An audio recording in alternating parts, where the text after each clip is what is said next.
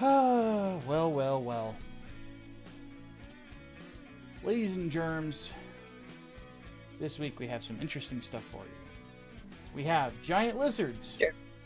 Because, why not? I can't think of a time when giant lizards isn't fun.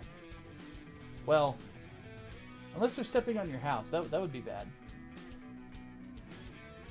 But on top of that, we're going to be discussing some interesting stuff. We very much believe here that you don't hate journalists enough, and the video game journalist world was dealt a massive blow this week. And it couldn't have happened about nicer people. Honestly, couldn't have happened to nicer people. So, we'll be discussing that. We'll be discussing voice actor silliness. It is going to be an interesting show, to say the least. So, let's get right down to it. Ladies and gentlemen, welcome to another episode of On the Grind.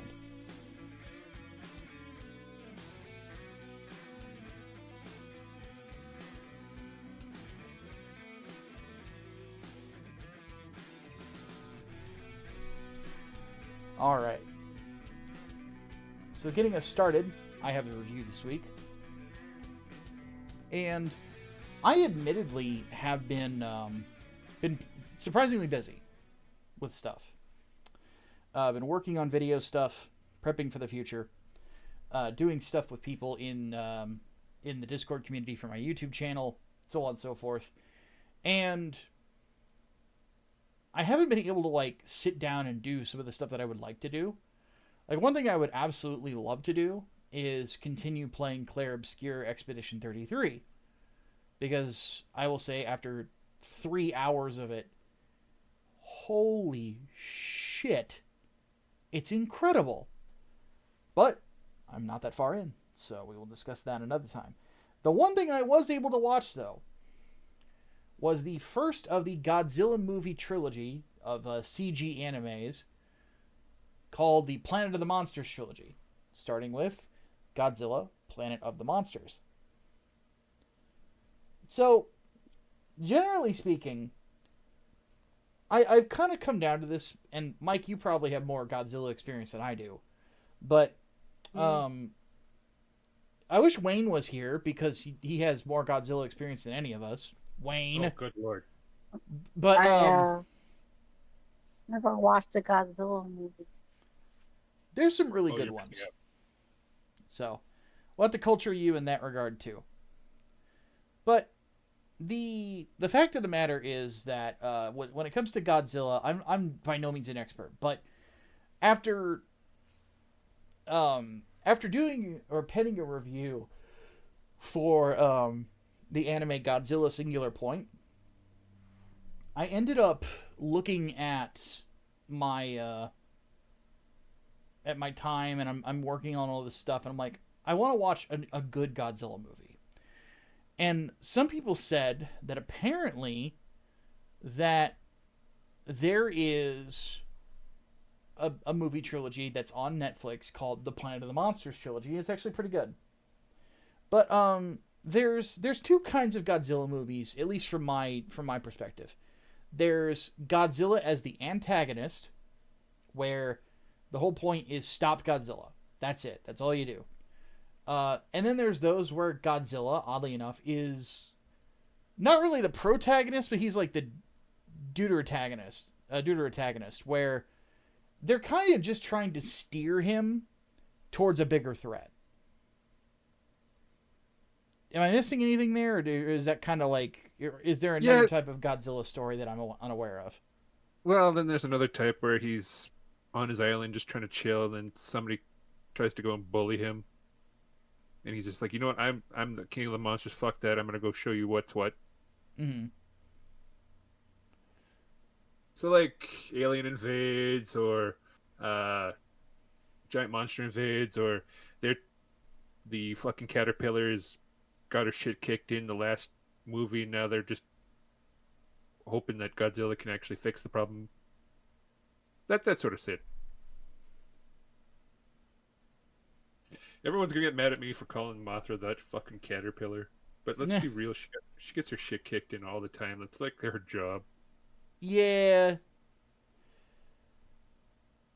But people love Mothra. Mm-hmm. Regardless, though, this is the former story. This is the Godzilla is the threat. So in this particular case, Godzilla basically decided, fuck Earth, this is mine now. And kicked humanity off of Earth by just blowing shit up everywhere. Even aliens even came in to help Earth. And were creating Mecha Godzilla. And they weren't able to stop him. So they leave. So effectively, the story is about humanity leaving Earth and going way out into space, to the point where even if they did a light speed jump, effectively by the time that they would reach Earth again, because of time dilation, it would be like 10,000 years in the future. So that's effectively the story. Is they go back to go and fight Godzilla. I don't really have a whole lot to say about this film, because this is sort of where I'm at with Godzilla movies, is that they kind of feel like good time fillers. Oh, they're fantastic for like letting time go by.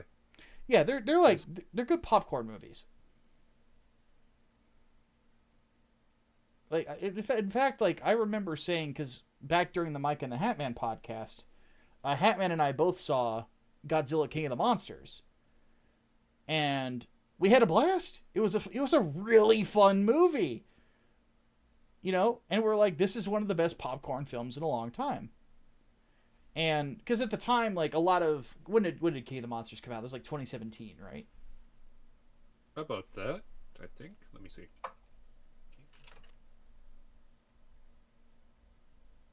2019.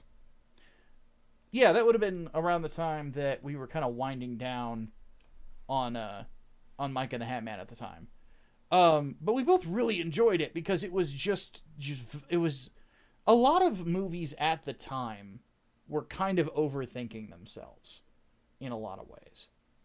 Godzilla is not something that you really overthink. You know, it's a big lizard. He's a big monster.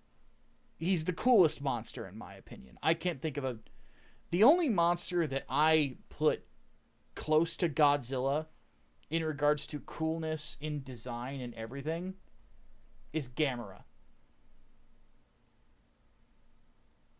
But I really like turtles. Mm-hmm. So, I mean... She's just small, baby. Don't beat her up.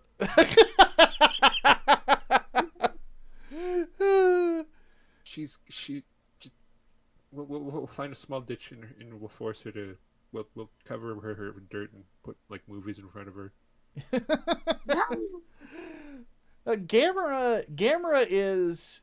At least in my opinion, he's the second coolest kaiju. Gamera is a giant killer turtle. And to all children. Yeah. And he has... The only thing that keeps him from, like, turning on us effectively is that he's doing it for our kids. Yep. He and Godzilla are kind of like the kings of kaiju movies in over in Japan. So Gamera, the difference between the two is Gamera never got super popular in the United States, whereas Godzilla did. Which, I mean, kind of like speaks to our love of villains, I'll be quite honest. It really does. But Gamera, so yeah, of the two, Gamera is the more heroic character. And his design is just fucking cool too. I'm trying to find a really good...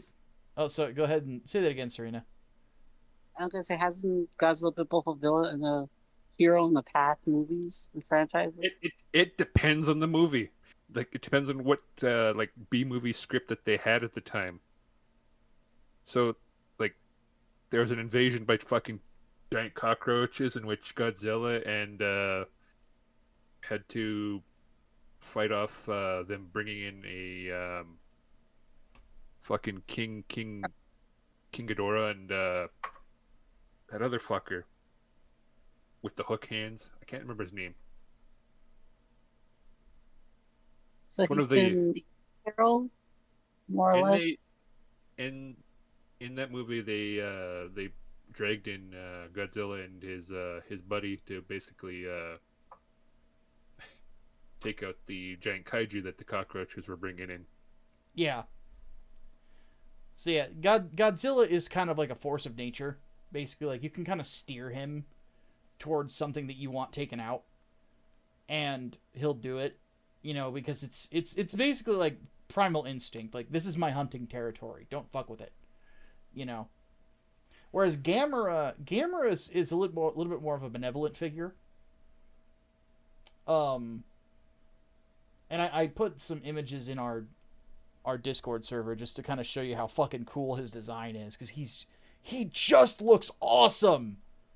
Like, him and Godzilla, again, like when it comes to giant monsters.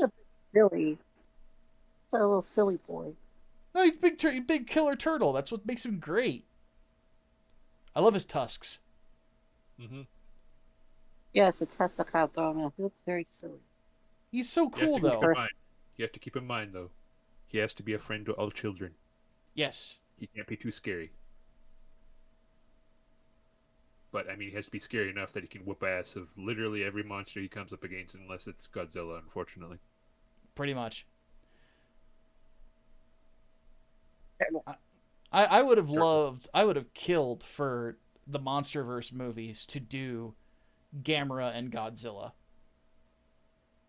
I think it would kick so much ass. It'd be so much better than Godzilla versus Kong. Like, even if it was just like Gamera doing his best just to drive Godzilla off into a greater threat. But like, as it stands, I mean, yeah, I mean, come on, it would be so fucking great to see that. Yeah, and not to mention, Even like, he is a big turtle, guardian of the universe. He's a big armored tank, you know. It's just kind of his thing. Mm-hmm. Unless it's somehow threatening a kid, then I'd see Gamera actually winning that fight. Oh yeah, then you're dead. It's over. But yeah, Gamera's great. Like, you wouldn't expect it, but he could fly. And it's kind of weird looking, honestly, but How does that thing fly? Okay, depending on the movie, what Bro does is he either retracts into his shell and then like spins around like a fucking firework. Yep. Or he goes really, really fast through the water and he glides through the air. He breaches like a manta ray. Mm-hmm. Yeah, I love. So he either flies right, or he does Super Mario Bros. Turtle shell move. Hell yeah. Mm-hmm. It is the coolest things ever. He's awesome. I love them both. I love both of my giant Japanese reptiles. They're great. But anyway, back on Godzilla Planet of the Monsters. Like it's the one thing I will give it. It is a very different Godzilla story. And unlike Godzilla Singular Point, this really embraces being a very different Godzilla story. They commit to the bit. Because it's basically like if you took Godzilla, but you added a dash of Gunbuster in a weird way. Just in like the concept of like the time dilation and stuff like that.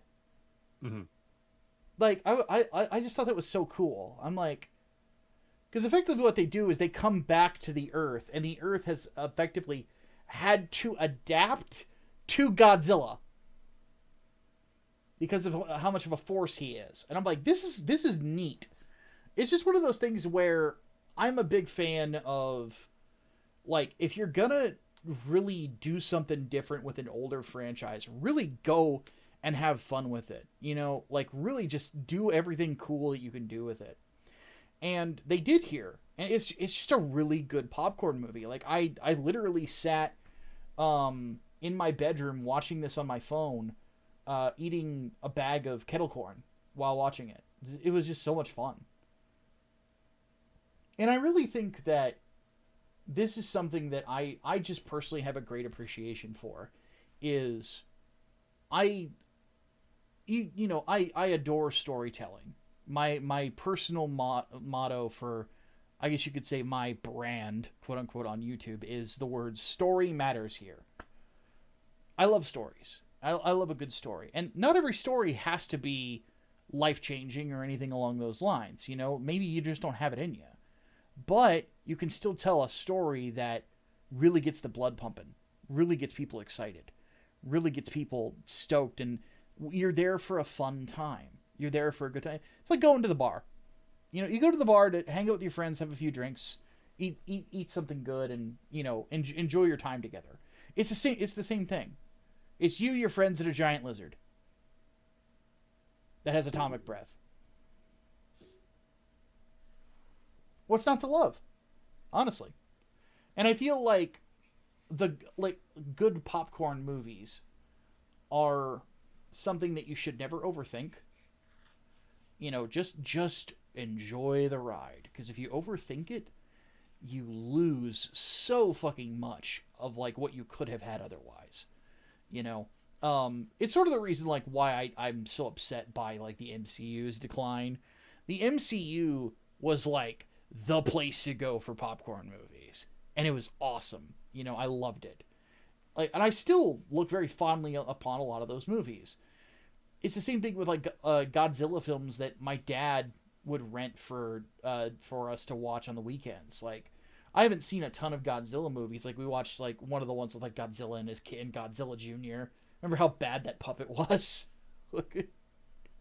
It was so goofy looking.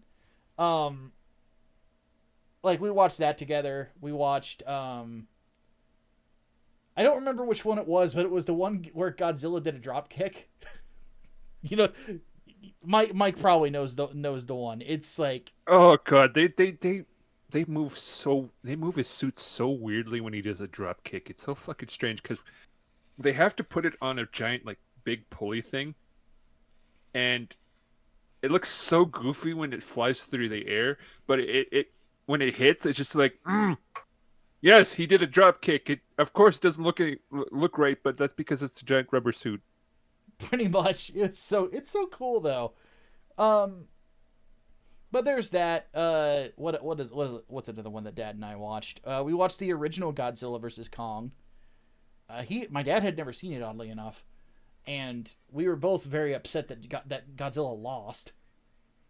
Like, he's king of the monsters. He's got beat up by a giant chimp. What the hell?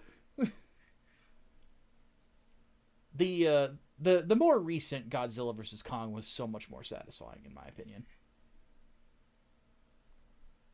And it really gave both characters like their moments in the sun. You know, they made it a lot of fun for fans of both characters, and I thought that was really cool.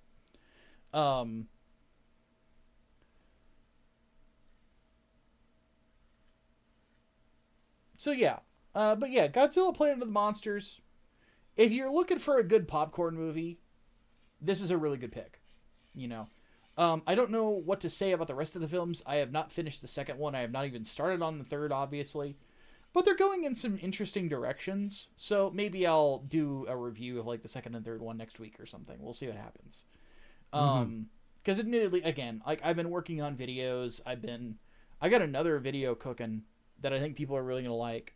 It's called Marathon: Why Nothing Matters. It's about the new quote unquote marathon game that Bungie is putting out, and why I think it's a bad idea. Marathon? What's marathon? She's just a babby. Actually, no. I can't give you shit for not knowing about Marathon. Marathon was the game series, the first-person shooter franchise that Bungie did before they got big with Halo. It was notable for a few different reasons. It was notable because, oddly enough, this was the 90s, mind you. Doom had just come out. It was notable because it was a Mac exclusive, which if you're any video game, being a Mac exclusive is a death knell. Oh god, yeah, it was. Oh god, what was it? What, like less than 5% at the time, and then Who wants a Mac anymore? right? Yeah. Well, creators use it nowadays because it's the production tools have actually really decent for what it is. Oh yeah. But back in the day, it was. Oh my goodness! I remember my one teacher having this Macintosh computer, and the games were so fucking weird. Yeah, they were. And I actually played the original Marathon on my cousin's Mac because I have an uncle and two cousins, his two sons, that still swear by Macs to this day, and I'm the PC guy in the family. I just kind of look at them both. I'm like, y'all are crazy. But then again, they think I'm crazy because I like Universal Studios more than Disney World. But I think I've told that story on the podcast. I think I have a good fucking reason for not liking Disney World. I still maintain that fucking place took a chunk of my sanity because that Small World ride. But, Oh no. I forgot you got stuck there. Oh no. Yeah, God. But yeah, the Marathon was a first person it was notable for a couple of reasons. The first was because it was the very first person shooter to have mouse look and mouse aiming. Doom did not have that. And other FPS games around that time did not have it either. So, that was a notable thing. The other notable thing about it is that it was a first-person shooter that had an extensive story in it and lore at a time where the prevailing thought among first-person shooters was that the story in first-person shooters was about as important as the storyline in porn. Although, to be fair, they did store a lot of the story in the manuals and whatnot. Yeah. But Marathon, you directly interacted with it. Mm-hmm. Like there's a lot of the stuff that like they do in Marathon that you wouldn't see again in video games for a while. It was very ahead of its time. So that's largely what makes it so notable. Is that exactly? And on top of that, it walked so that Halo could run. Halo was originally meant to be in the same universe, but Microsoft didn't want the rights to Marathon. They wanted their own thing. So what ended up happening was they basically took Halo and changed it to be its own universe, but a lot of similarities. I won't go into all the details, but if you don't have the time to ever play Marathon, Mandalore Gaming did reviews of all three games. They are excellent videos, and they go into the details of like everything and why it's so ahead of its time. So,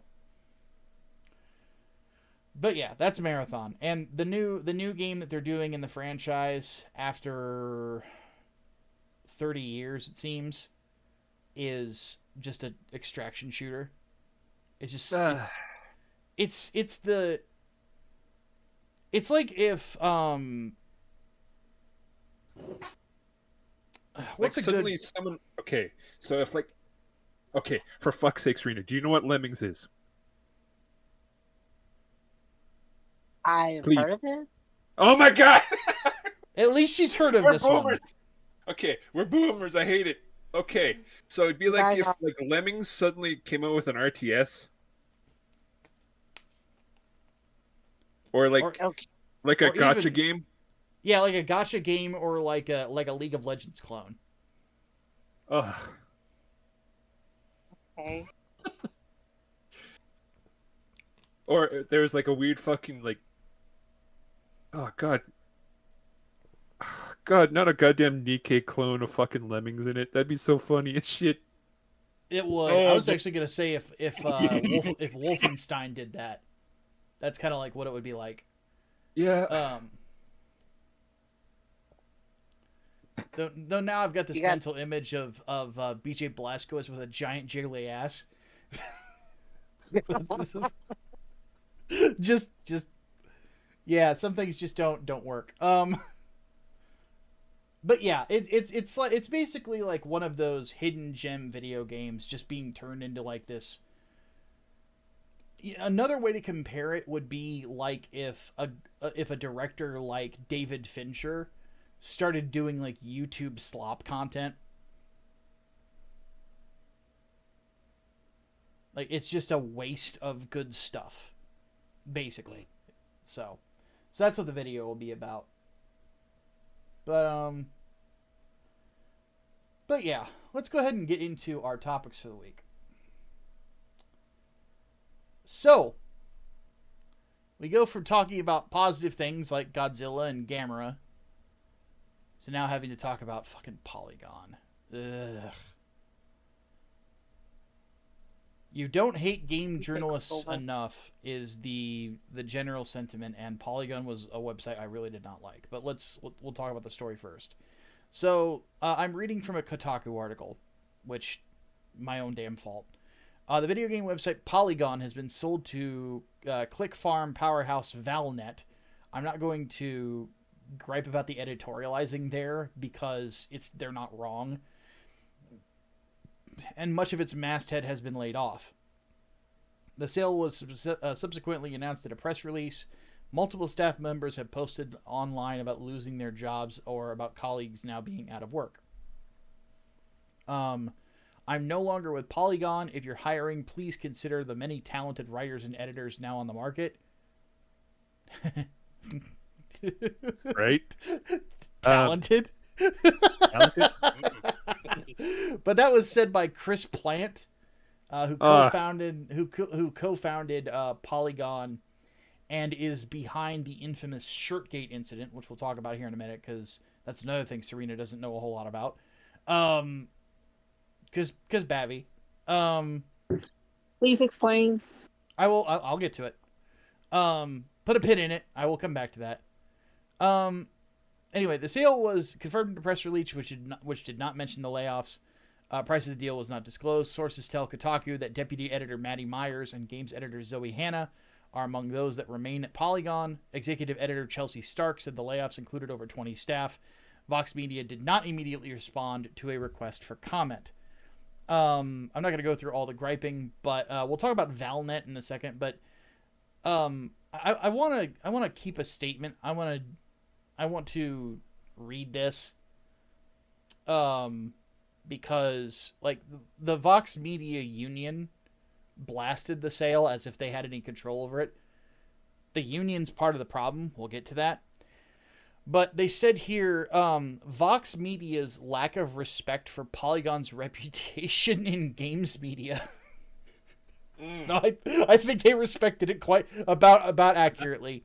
The hard work, Right? passion of the staff, and it gets better. The robust community of gamers and fans who support it. What? Who are these people? What? It gets even more up its own ass. It's hilarious.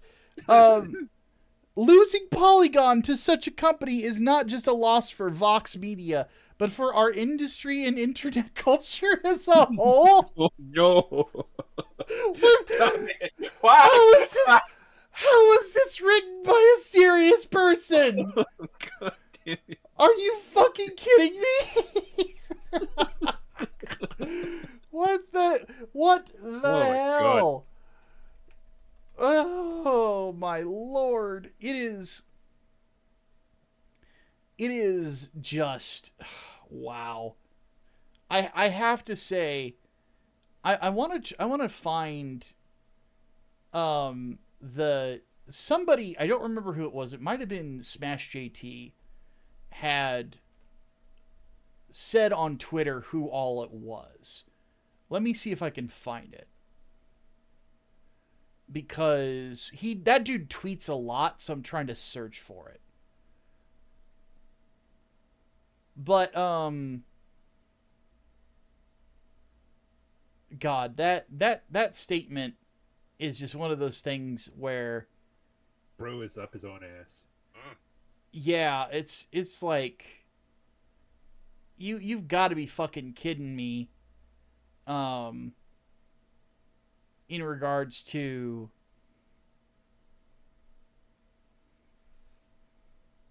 like thinking that these people are important. Here we go. So Smash has the list. So thank you to him for actually putting this on Twitter. He says, over at Polygon, Chris Plant, co-founder, former editor-in-chief, Michael McWherter, senior writer, Matthew Reynolds, deputy editor, Tyler Culp, games writer, and Nicole Carpenter, senior reported, were confirmed, and that was as of May 1st at about 4 in the afternoon. And Chris Plant's the big one. Now, Chris Plant is a dude where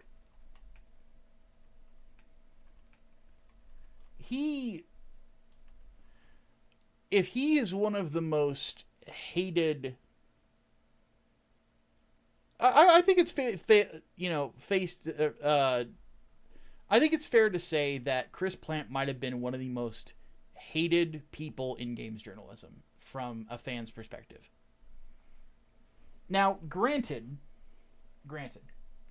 Polygon had a lot of people that were hated by gamers because Polygon was a website that I think was one of the first major ones to adopt consistently invoking politics within its writing to a degree where it got really annoying. Absurdly. And Adopt what again? Can you repeat that? Politics in their writing. Yeah. Okay.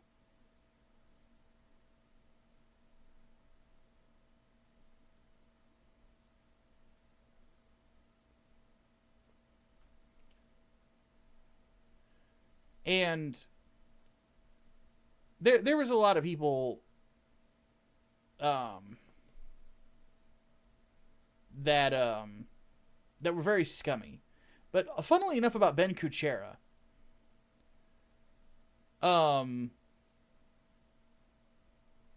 this is a guy that I had problems with Ben. I've had interactions with Ben several times over the last like decade and a half. Where, up until the point that he blocked me anyway. And my interactions with Ben were initially cordial because he had an issue with a blog on Tumblr talking about game journalist ethical problems and how they were super unprofessional.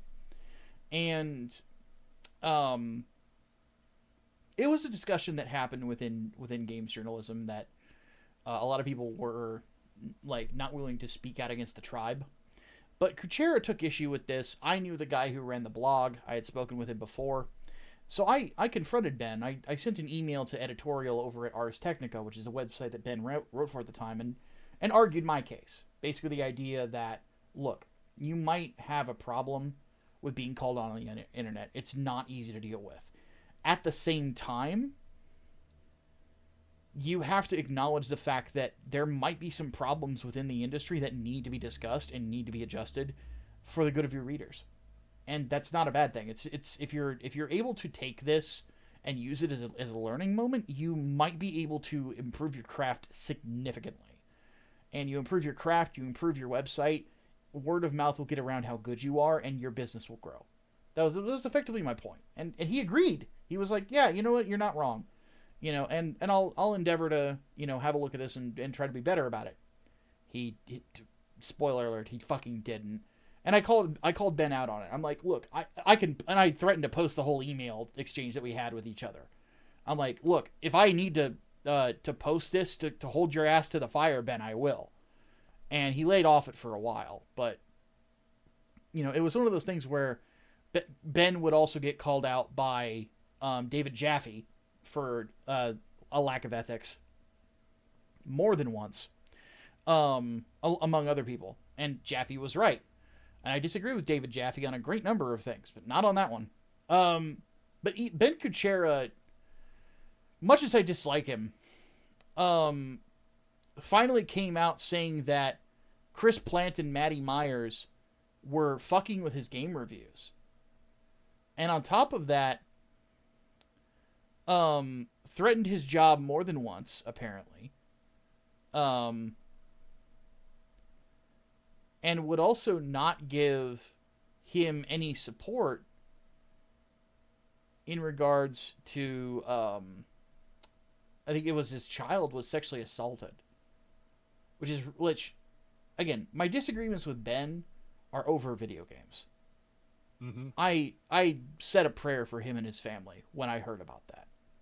Like, and still to this day, I will say that despite my disagreements with Ben and my problems with him, I pray that his family will see healing from that traumatic event, because no family should have to go through that ever. So, but Ben came out against Polygon and talked about a lot of the problems with it. And by the way, he had every right to say everything that he said, and I support him in that regard. Even though, again, my disagreements with him, I really wish that something better would have came of this. And I really feel like Polygon getting sold was kind of, going to happen. First off, Vox Media has no business having a union. Absolutely not. It does not do anything except drive up the cost of the websites. And these guys do not do work that I would say is worth 70, 80 grand a year. Like, all these guys live in, like, New York City specifically. Serena can confirm New York City is very expensive. Oh, yeah. That's why I still live with my parents, because it's much cheaper that way. See? So, when it comes right down to it, their expenditures are fucking insane. It's like, why not? It would have been cheaper for them like 6 years ago to say, all right, all of you, we're going to New Hampshire. We're gonna buy a building in New Hampshire and convert it into an office instead of this, because it's too expensive to be here. Or somewhere else. Like, good God. But anyway, I'm not going to sit here, though, and pretend that a website run by Chris Plant didn't have this coming. Period, point blank. This is a guy that absolutely fucking ruined Polygon's reputation with his attitude and the things that he would do and say. Because for those who do not know, Chris Plant, as a writer, is responsible for what is called the Shirtgate controversy. Now, if you don't know what the Shirtgate controversy is, it was also known as Shirtstorm. Mm-hmm. There's that. So, this started, I went ahead and pulled up an article about it. The European Space Agency had a spacecraft called the Philae, and then it was the first landing of a spacecraft on a comet in human history. This was huge for the scientific community. Genuine world force. Yeah, like, absolutely fucking wild that this actually happened. We actually pulled it off. Holy shit, humanity is awesome. We actually did it. We did it, Reddit. We did something fucking cool. And there was a scientist named Matt Taylor who was the head of the project. This dude, from what I understand, he's brilliant. Let me see if I can find him. And he's apparently super nice. Let me pull him up real quick.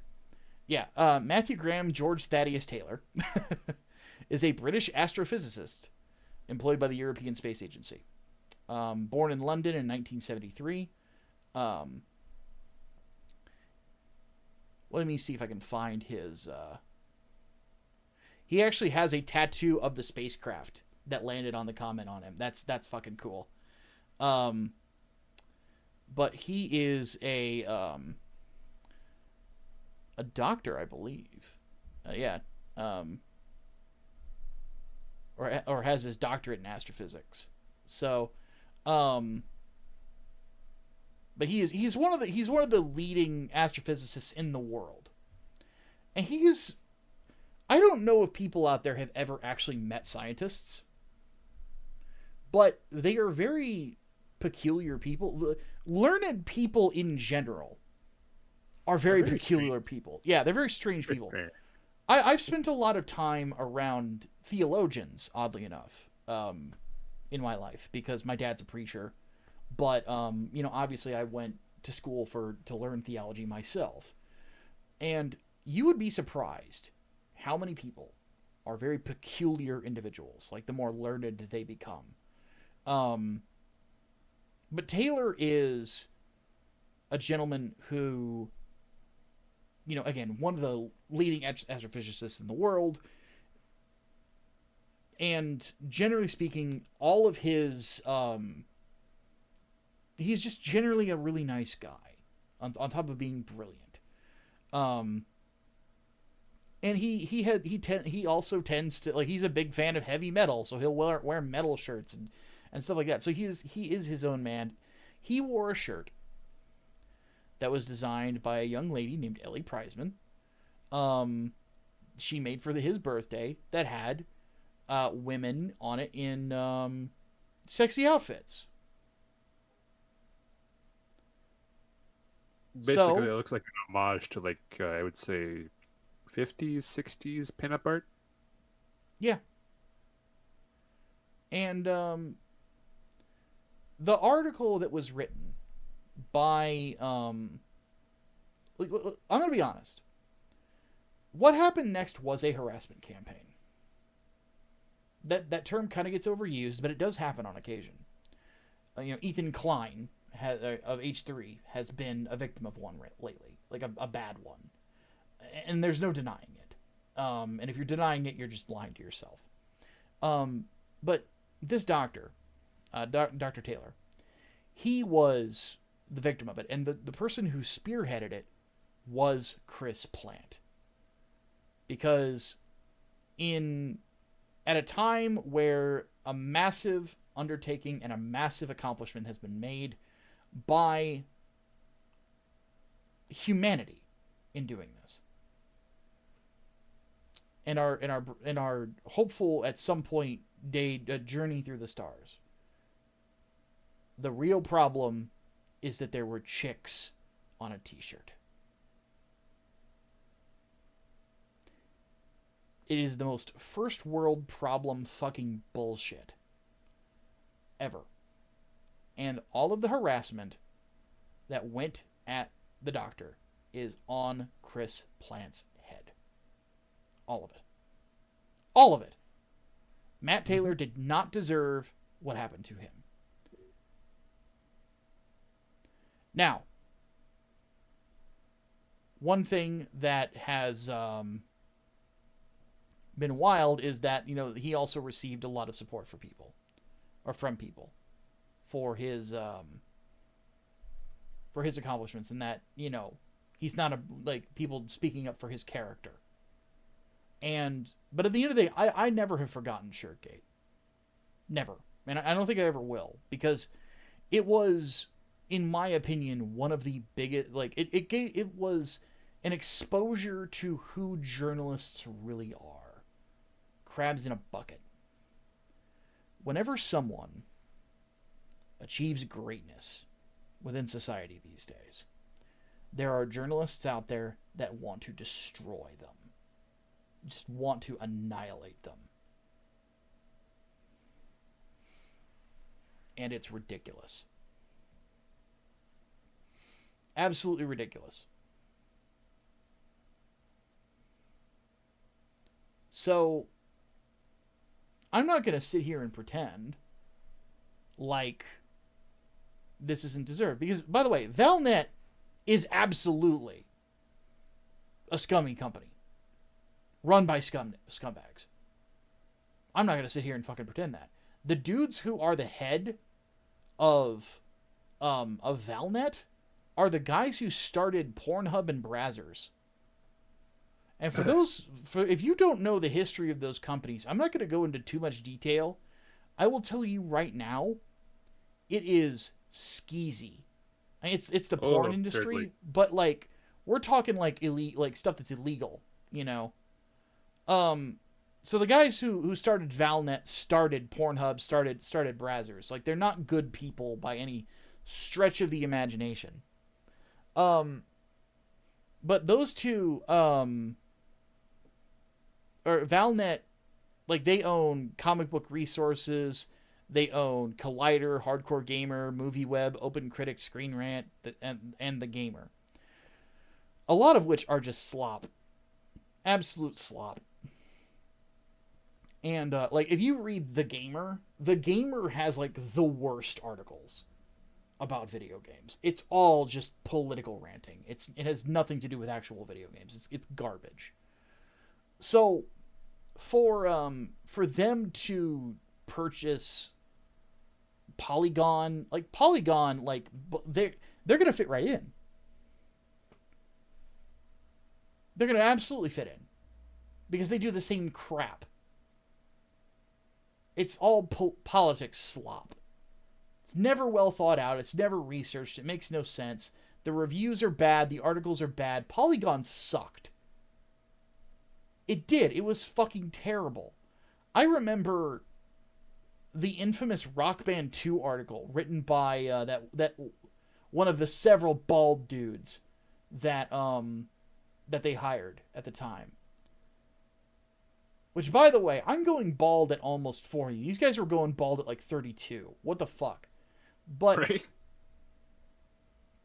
But the fact is like I looked at that. I'm like the dude was like complaining about like the having to be there and cover it. It's like, dude, it's your fucking job. Do you have any idea how many people that work fucking backbreaking labor in a factory or some bullshit would much rather talk about a rhythm video game than be where they're at? Like, these guys were just ungrateful, absolutely just scummy human beings. All of them. And, like, hearing that Chris Plant was like, dismissive of, you know, someone's kid being sexually assaulted, I can't put it past him. He's scum. And to be ousted from Polygon? Absolutely deserved. Abso-fucking-lutely. Like that, like, he wrote probably one of the worst articles in the history of Vox Media and still somehow kept his job for another 10 years. How the fuck does that happen? Right? So, it just, I see something like this and I go, you know what? Yeah, if I owned a website, well, I do own a website, but if I owned a gaming website and I got bought out by Valnet, like that's the only option I got to sell the joint. Oh man, like that's not a position I would want to be in, but at the same time I would never like do the scummy shit that Polygon did. You know, I would know I was an editor for Blistered Thumbs. I was a featured writer on Tech Raptor until I got thrown under the bus. You know, like, but if you go back and read any of my stuff that's still around, you'll find that I didn't pull scummy shit like this. You know? I didn't need to. I followed the example of my hero, Gamera. Mm-hmm. But yeah.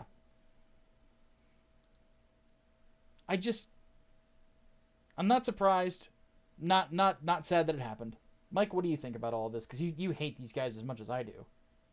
Oh my god, I can't think of a better fucking group of people for this to happen to. Man, we were through the fucking goddamn meme war so many fucking years ago, and it still fucking stings. Like all the shit that Cooch would do or fucking Plant would write, and oh god, just the enabling of all those fucks from all way back when. And then there was Arthur Geese's reviews. You remember the infamous Doom footage? Is that still on the internet? Please tell me that's still on the internet. I have to find out. I hope so. At least just for the fucking like lulz of it. Jesus. Beast footage? There. Polygon put footage of them trying to play footage of Doom 2016, and it was played by a guy named Arthur Geese. Arthur Geese was a reviewer for Polygon, and he was really bad at it. He was really, really bad at it. Like he could not keep politics out of his games, and he would consistently criticize gameplay, and he was just really, really bad at them. And his footage, like there's footage of him playing it, and he was just very bad. So it was a big concern at the time because this is back when Total Biscuit was still alive. And I remember TB kind of a palace. There's a Filthy Frank fucking overlay of the fucking footage of just 30 seconds. It's so fucking great. Oh god. Yeah, it's okay. If for those playing the home game, I'll do my best to describe this. So you have him dealing with an arena of demons, and he can't, for the life of him, he doesn't seem to know how to use his sticks. So he's strafing back and then strafing left and right, and he gets an easy kill on a demon, and he keeps missing at point blank with a shotgun, like top left of the demon. He keeps shooting over and over again, and it's just, oh my god. And it was 30 minutes of this. 30 fucking minutes for this, and I think it's still up somewhere. Oh my god, it's still up. Yeah, it's and the comments are turned off. Oh yes, of course they are. Yes. But I remember Total Biscuit made a point on it. He's like, look, I get it. Some people are bad at video games, but at the same time, how do we know that whenever you criticize gameplay, that it's not just your own lack of skill and coordination? How are we supposed to know whether or not that's actually the problem? And he says your lack of skill is actually making you untrustworthy because you're not going to be able to really evaluate these games properly because you can't even play them properly. Like that was around the time that like everybody was starting to criticize game journalists for just being bad at video games, and yeah, yeah. So with that, like it's, I have to say, it's just one of those things where, again, they have really brought this on themselves, and they have no one to blame but themselves. And at this point, like if games journalism is now at a point where I think somebody had said like there's maybe 30 left. And I'm like, yeah, that sounds about right. Because, I said this now years ago, that if you want to, if you want to continue to have a journalistic career, you have to have a sense of ethics, and you have to make sure that you're that your audience is taken care of, and they just were never willing to do it. And it's amazing to me how they were never willing to do it. It's like, it's not hard. It really is not hard to put your work into it, or to put your back end into it, and to fucking take care of these people. You know, but they refuse to ever admit that they, you know, that they were, you know, supposed to be taking care of their audiences. They never, their egos got in the way. And for what? You write for a gaming website. You're not the fucking Pope. So I hope it was worth it. Honestly, I hope it was worth it, man. Because, good fucking Lord, you guys have, you fucked yourself over, and it's nobody's fault but your own.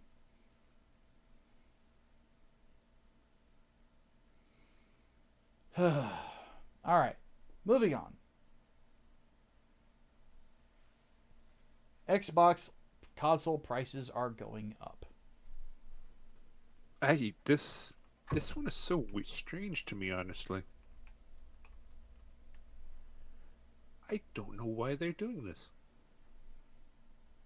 I keep seeing this repeatedly brought up, but people keep saying that it's because of Trump's tariffs.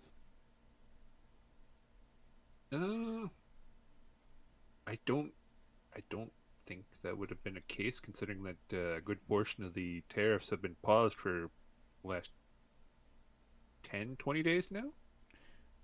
Not unless you're doing a whole lot of business with China. Unless you're doing a whole lot of business with China, so there's that.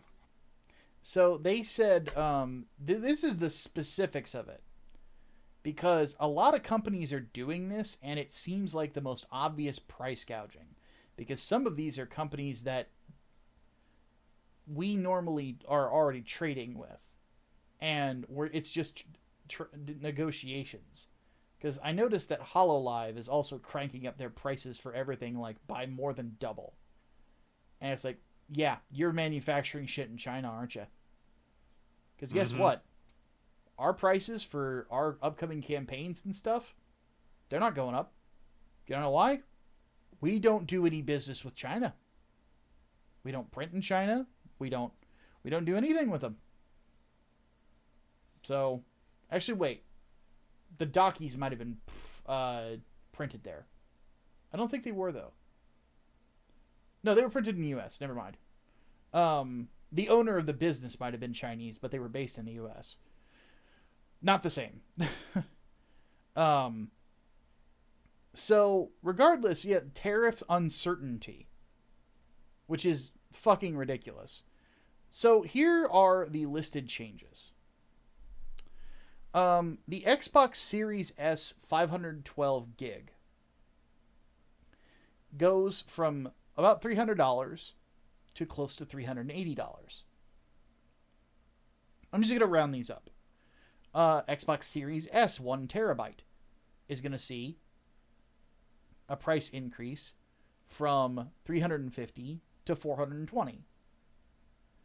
The Series X Digital will see an increase from $450 to $550. Series X from $500 to $600. Series X 2 terabyte Galaxy Special Edition from $600 to $720 or $730. A wireless controller, core controller, $65. A colored controller, $70. A special edition wireless, $80. A limited edition wireless, $90. An Elite Xbox Elite controller, $150, up from $140. So they were already expensive. That's probably like the smallest increase on this list. An Elite Wireless Controller Series 2 full, so a colored one, $200 for a fucking controller. Right? An Xbox stereo headset, $65. A wireless headset set, $120.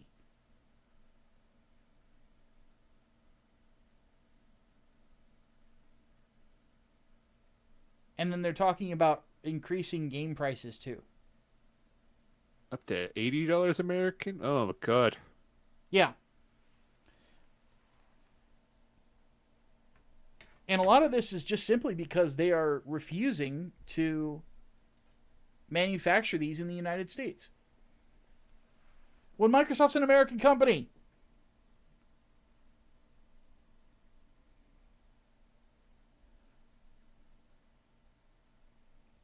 Like, I'm mystified by this. These guys are pricing themselves out of the market.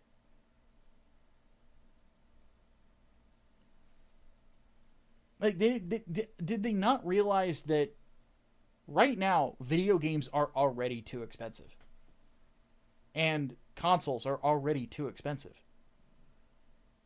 So you're going to jack these prices up even more?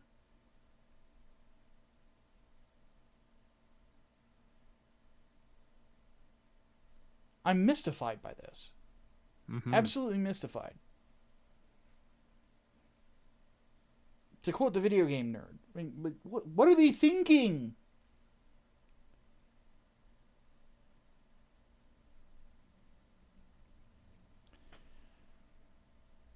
Because this is the problem that we've been seeing with the gaming industry for a while now, is consistently pricing themselves out of the market.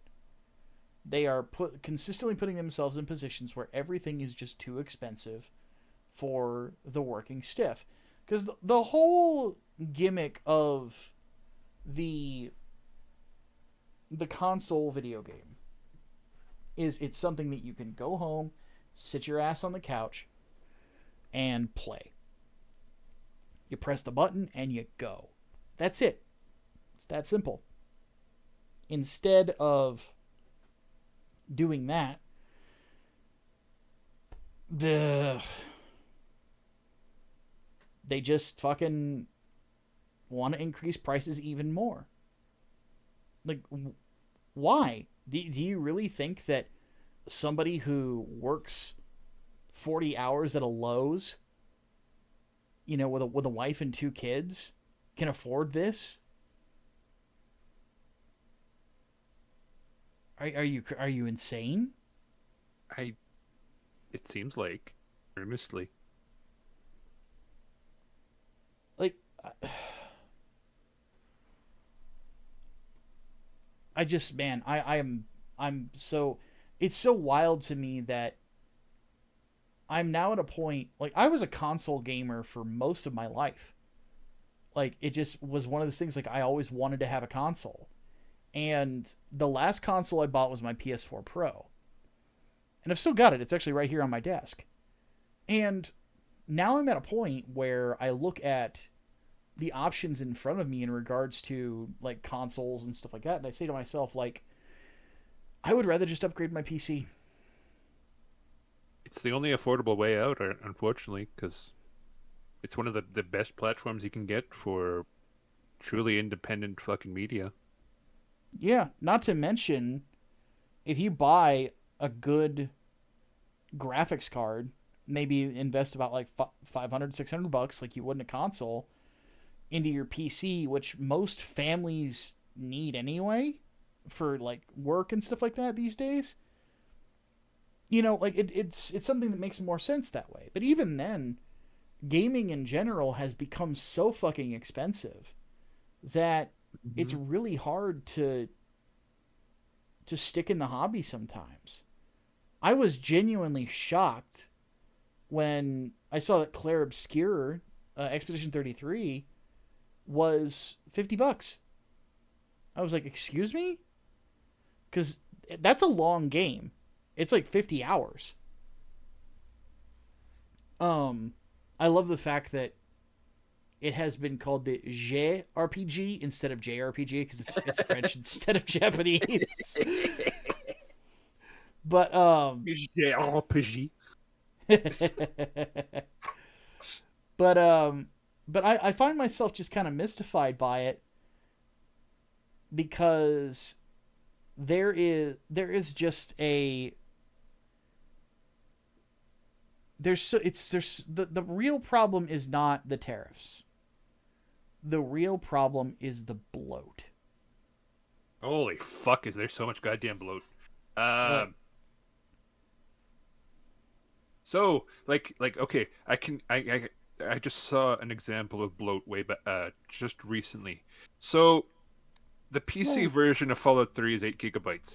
You know how big the copy that you get on Xbox is? How much? 32 gigabytes. 32. What? And what they're doing on the Xbox is they're basically downloading a copy of the game for every language that they have available. Huh? Right?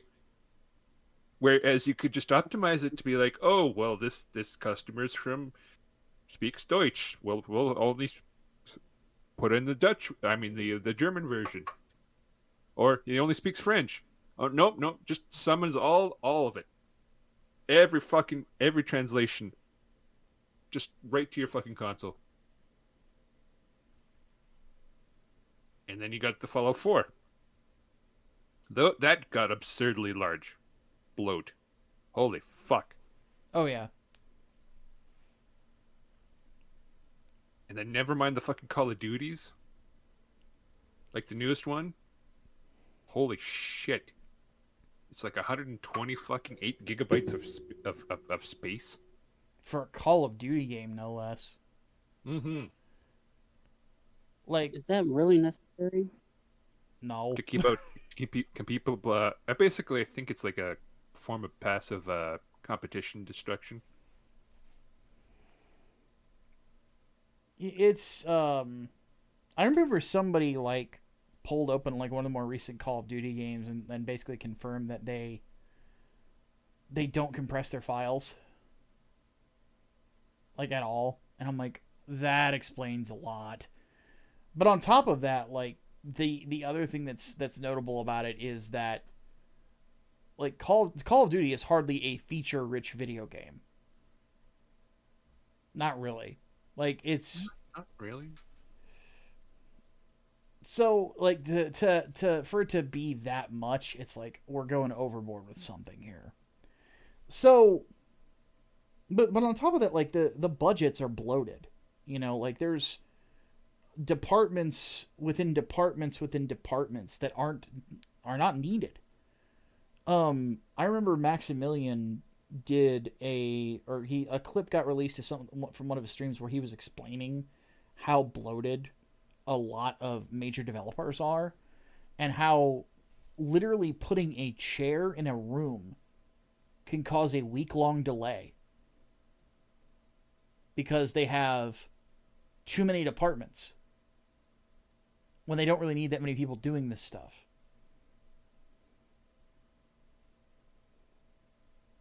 And that, like, if you would just address the bloat in your companies, you know, make the cuts that you need to make, get some fresh blood in there, like, you would probably see things greatly improve. Like, I'll be honest, I don't need there to be 30 marketing people for a video game. If I see a marketing team on a video game, and it's more than 5 dudes, or 5 chicks, or a mix of dudes and dudettes,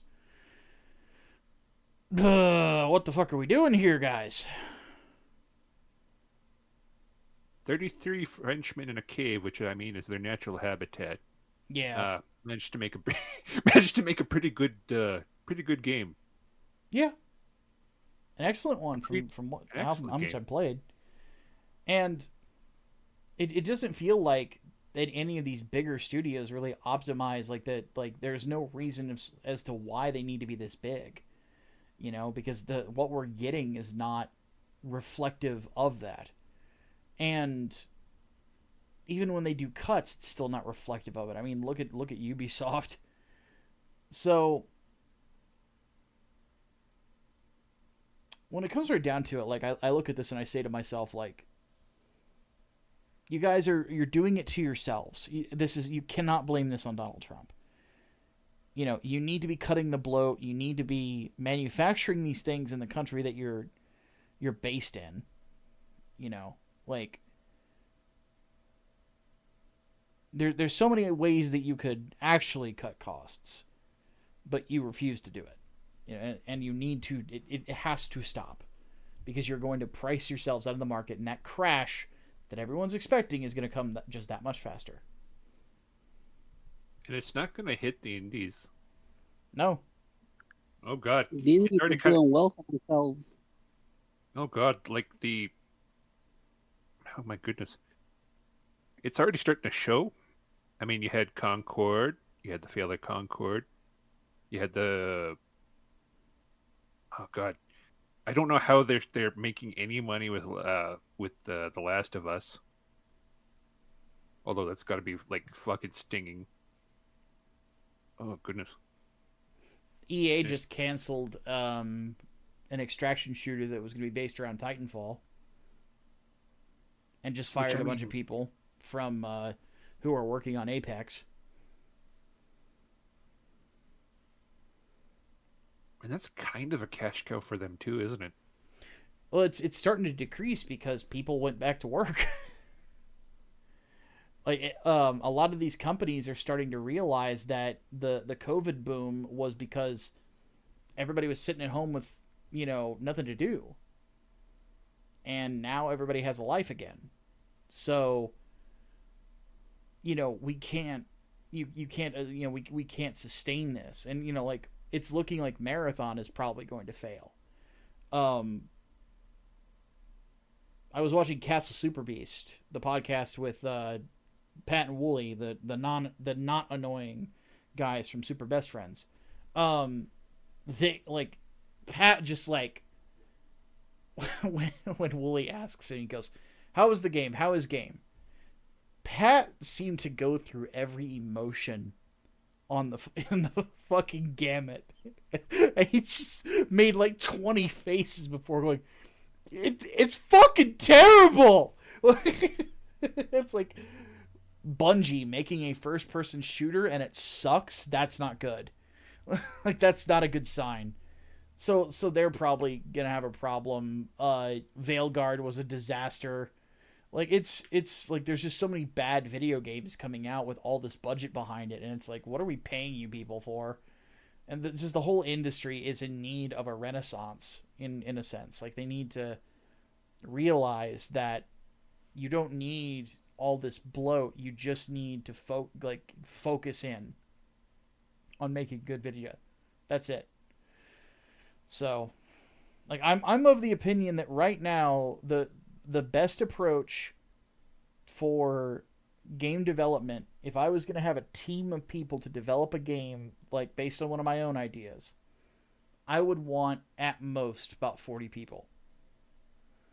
I would want a couple guys in there that are veterans of the industry, that are really good leaders, and then young, hungry people that really want to get into the industry and make something of themselves, that are really passionate. That's what I would want, because that's ultimately where the heart of it is. You want people that are hungry. You want people that are ambitious, that desire success. You know, you don't want you do not want to keep the people around that are just there to pick up a paycheck. So, but that's where we're at with it. Let's get on to our final topic of the week. So, I don't know shit about Genshin Impact, but apparently there's some hullabaloo. I like getting to use that word. It just rolls off the tongue. But Hullabaloo. Yeah, it's a good one. I really like that one. That one, the hubbub. Hubbub's another one that I really enjoy. But Serena, you have, not only has Serena brought this to my attention, she has done the internet version of effectively jumping around me with a screen trying to get me to look at it. Look at this! Look at this! Look at this thing. It's such little sister energy. I love it.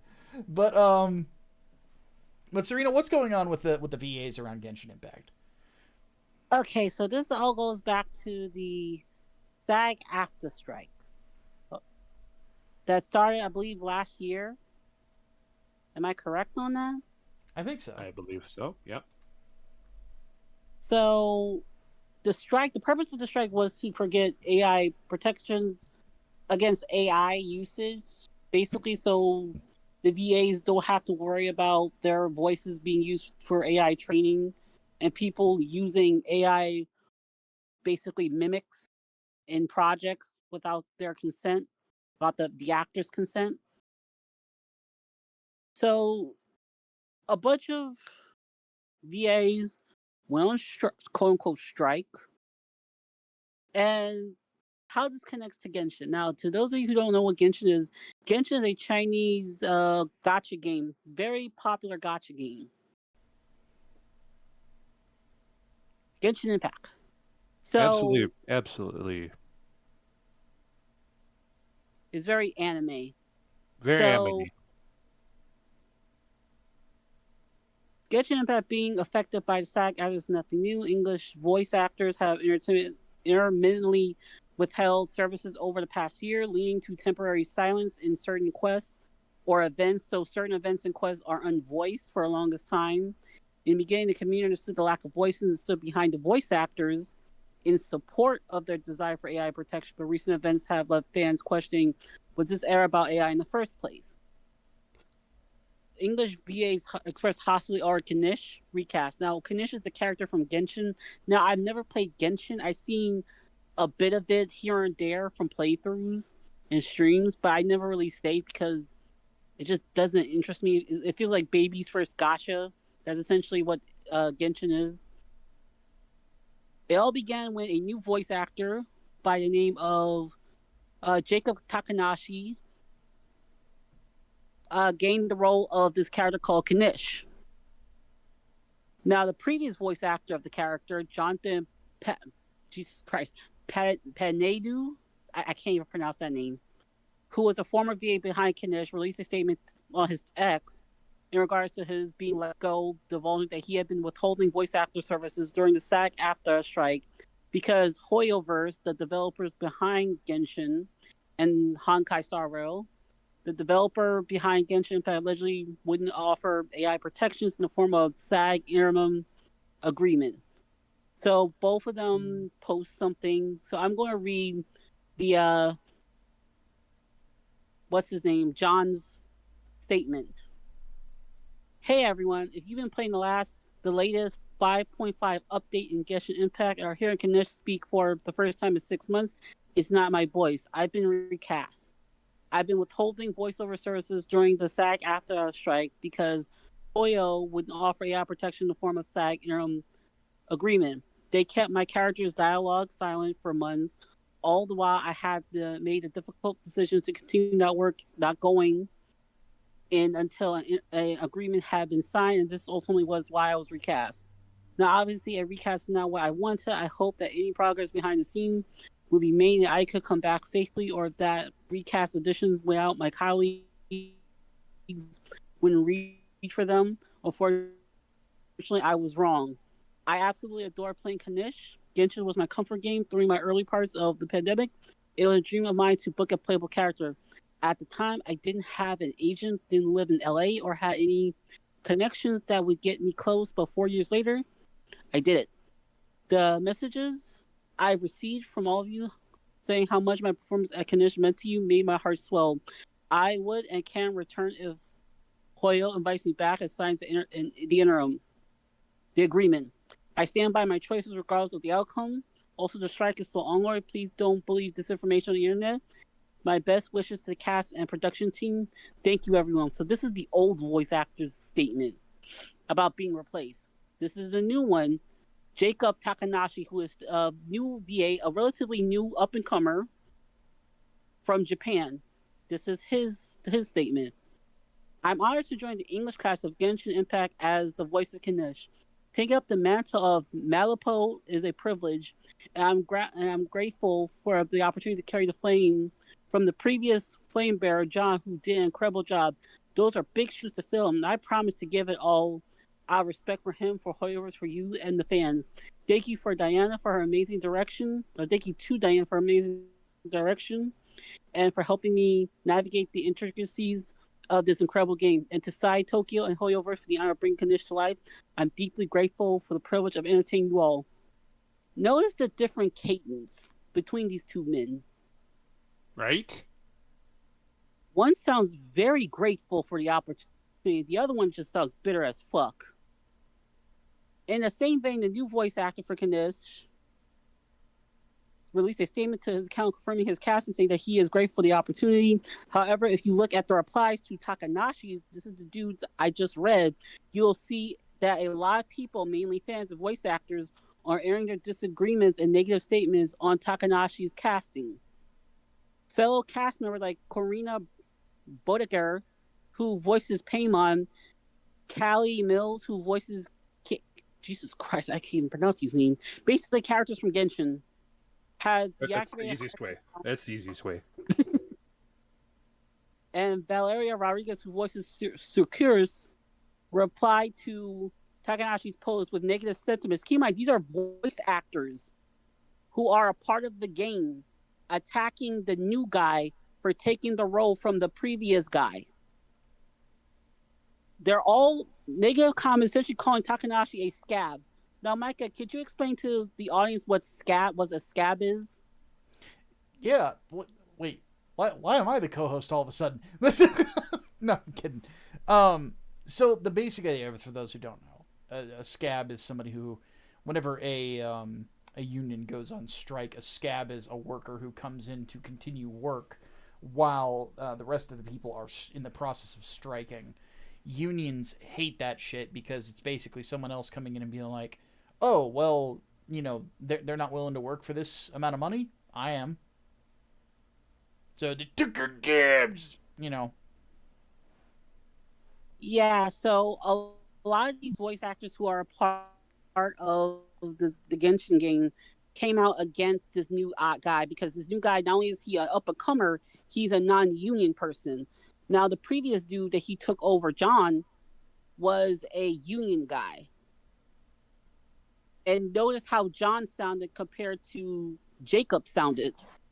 Now, I dug more into this, and I found out that this agreement that the SAG-AFTRA VAs want Koyo and other like developers and companies to sign, this agreement has severe limitation on how MiHoYo can work with non-union voice actors, including a lifetime time limit for the voice actor, and eventually forcing the voice actor to either join the union, which has a large entry cost and fees of $3,000.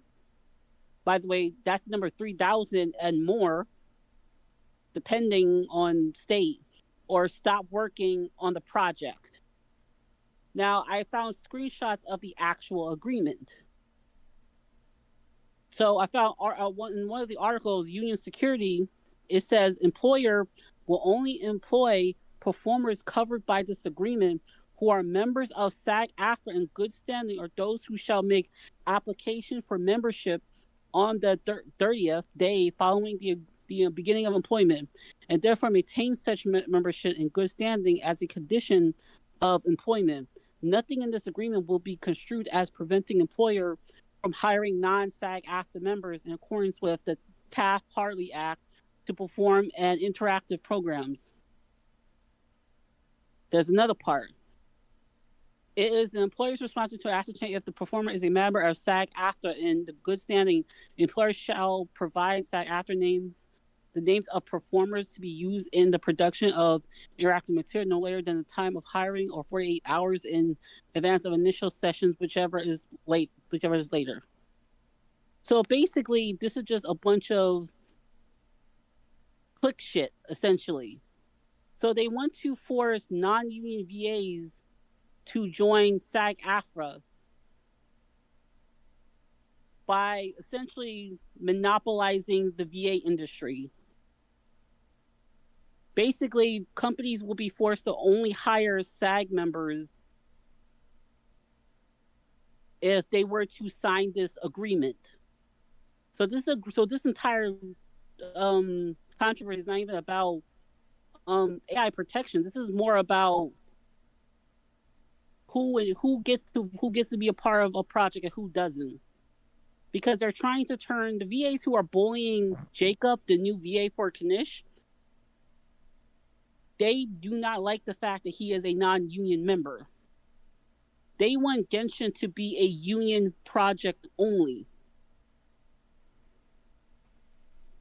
And these people are going around the internet telling a newbie who has done nothing to them that he should be blacklisted for taking someone else's job.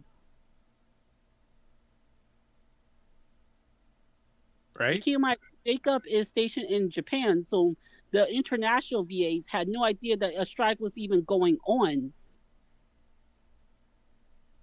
And I looked more further into this. This is less a strike and more of a collective work refusal. These VAs haven't worked in 6 months. And they're acting like they own the character. And they get upset when the company decides to replace them with someone else. This all reminds me of the shit that happened with Helena Taylor and Jennifer Hale a couple of years ago during the when Bayonetta 3 was about to come out. Yeah. Yeah, basically, long story short, Helena got upset that Platinum Games replaced her with Jennifer Hale and tried to boycott both Hale and Platinum Games by not only lying but stirring up a harassment campaign until she eventually got found out and blacklisted. Yeah, that was a major backfire. Yeah, it turns out she hasn't been working in, like, what was it, a decade? Like, her only, like, VA credit was Bayonetta and, like, a couple of games. And she's asking for way more money than she actually deserves.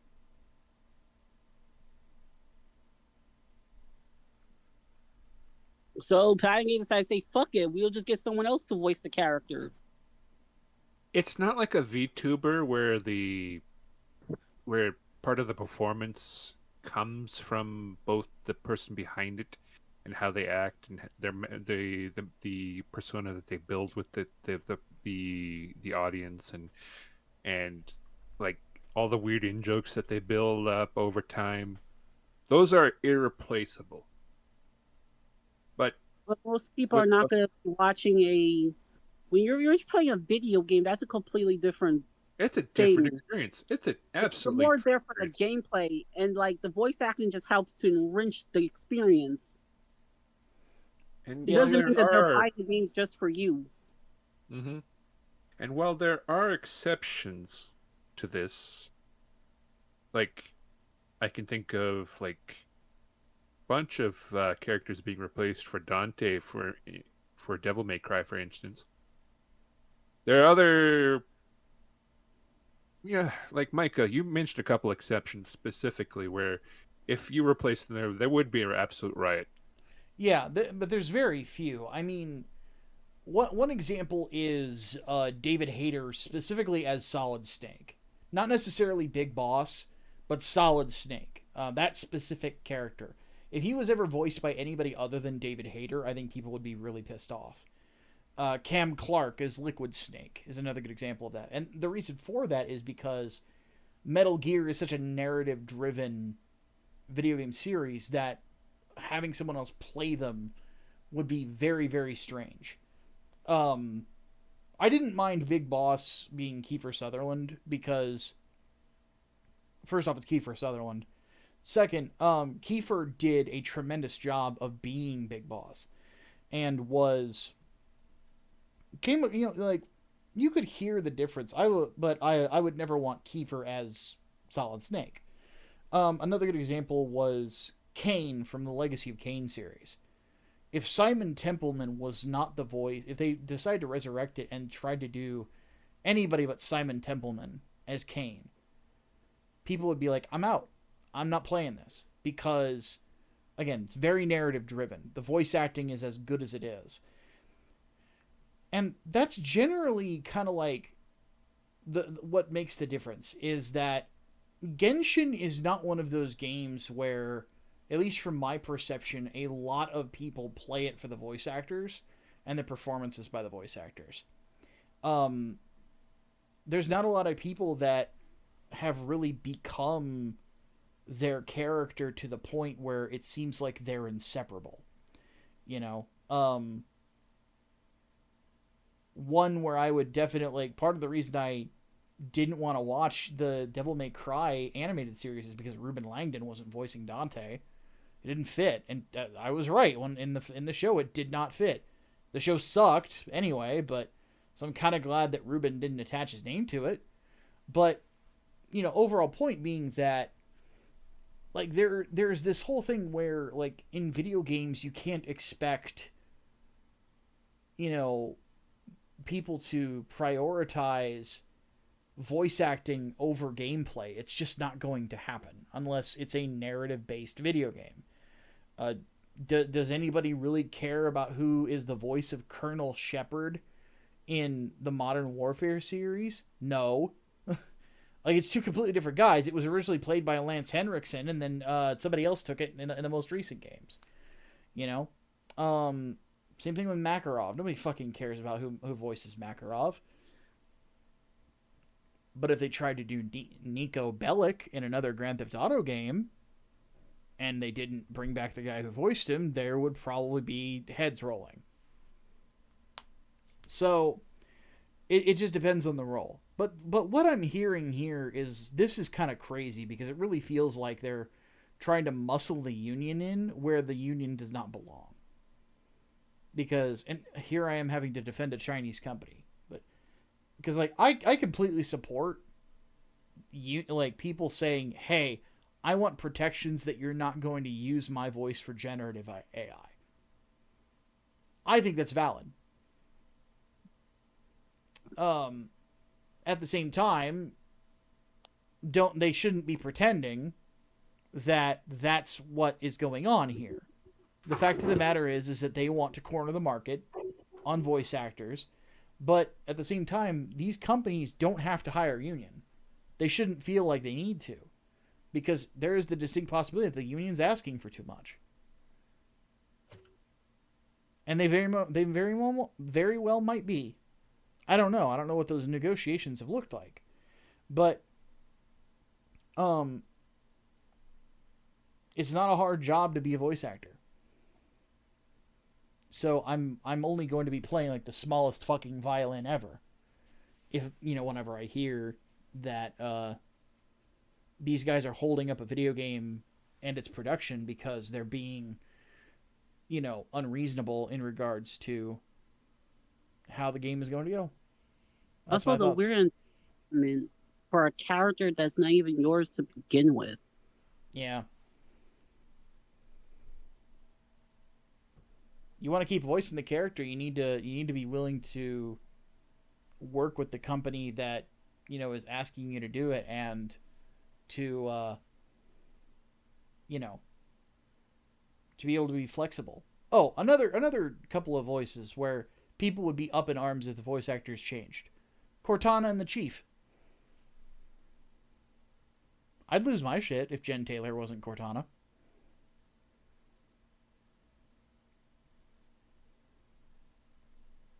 But yeah, I'm with you 100% on this, Serena. I think that honestly, like, if you want to consistently have employment in the arts, you got to be flexible. You have to be. Like, you got to be willing to come to, you know, to make your ask, but also be willing to, you know, have discussions with the people that you're negotiating with. You can't just try to fucking cry bully everyone into submission. It's not how this works. They don't have to do business with you. Okay, so a YouTuber that was covering, some of the YouTubers that were covering this was, for the longest time, was Hero Hey, who's been following this controversy for like an entire year. And another one by the name of ZJ. Yeah, his name is ZJ. I don't know his first name at the moment. ZJ confirms that any actor, union or non-union, is free to disregard the collective effort. Okay, how can Hoyoverse do to rectify the situation? Zedge interjects that Hoyoverse could rectify the situation by simply signing a union contract, but also acknowledges that fact that this doesn't mean the company should immediately sign. Hoyoverse is not a U.S. company, therefore it has every right to be careful when it comes to signing contracts under the U.S. labor laws. If Hoyoverse signs, those who were let go from the project could and will return, and those who have been withholding their services will go back to voicing beloved characters. That does not go into the disadvantage of Hoyo signing the the union contract. Those being going union means that Genshin Impact will only be able to hire voice actors that are only affiliated with said union, citing Section 6 of the interim agreement, what I just read out loud earlier. American union laws are arguably outdated, and the existence of Taft-Hartley, which basically means that Genshin Impact can only hire non-union actors in accordance with the Taft-Hartley Act, forcing non-union members to join the union within 30 days upon working on the union-covered project. Yeah, it's ridiculous. Why would you want... In this day and age, there's no reason to tie yourself to a union. There's no reason. So... I think that I think that we've done a pretty good job of you have done a pretty good job of showing that this is a shakedown. And yeah, look, I'm not going to sing the praises of a Chinese company, but they do have the right to say no.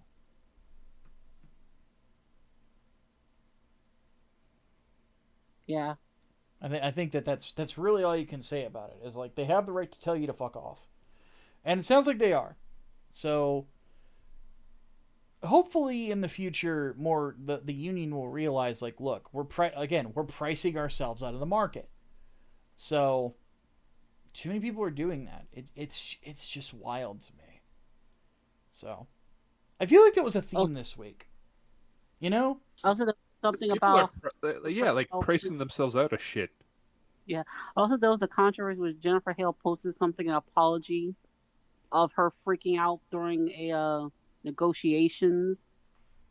You told us about that one before the broadcast. It really just kind of seems like a lot of these people that are involved in unions, because it's like all three of the or two out of the three topics that we had this week involved a union. One, Polygon had the Vox union, and then these guys have SAG-AFTRA, and I feel like there's because we got to wrap this up because we're going a little over time. The fact of the matter is that in this day and age, like the economy is not good anywhere, and money is tight everywhere, and you're trying to effectively get blood from a stone, and you're losing your shit over it. Like this cannot continue, or else what's going to end up happening is you're just going to get replaced, because at the end of the day, like I said earlier, there's always somebody else out there who is hungry, who wants to put in the hard work to make a business grow. They're the ones that are going to want to come in and start fucking kicking ass and making money that way by just growing a business. These people aren't interested in that. They're looking for just kind of like a regular paycheck. It's like you cannot have that attitude. And a click. There's that too, but like I don't really care about the high school clicky bullshit. I care about business, and what have you done for me lately?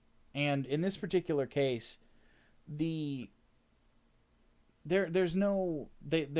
not doing enough when there's to keep themselves at the top of the heap, when there's so many people out there, talented young people that are out there wanting to get into the business and wanting to take on roles that are going to carve their legacy into the industry, and they're willing to work for less and put in more effort to make money down the line than these people are. And that's just the way that this is going to go.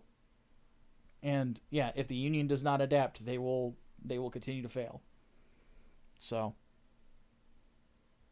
but folks, we appreciate y'all listening to us this week. Good discussions as usual. And yeah, if there's any lesson to learn from this, do not price yourself out of the goddamn market. because the market is ruthless. And if you're not willing to adapt, you're always going to die. So, any final words, guys? Oh, regarding that review of Adolescence a couple weeks back, I do have to say one thing. I have to clarify something. At the last episode with the dad, where he was talking to that guy I called like a conspiracy theorist. No, he was an incel, and I have to apologize to Adolescents because they depicted this completely correct, in that the dad's day was completely ruined after he spoke to an incel. Yeah, sounds about right. Mm-hmm. That's the only accurate thing I'll say about Adolescents. Well, folks, regardless, wherever you're listening to us at, whether you're listening to us audio version on Spotify or other such podcasting places, or watching us on YouTube, we appreciate you guys. Don't forget, get your ratings in. If you haven't followed or subscribed to the podcast on whatever platform you're listening to us on, go ahead and do that as well. We greatly appreciate it. On that note, we are going to go ahead and bring things to a close. So for Mike and Serena, my name is Micah Curtis, the president and CEO of Grindstone Arts. Have yourselves a great rest of your week. Bye-bye. Frick.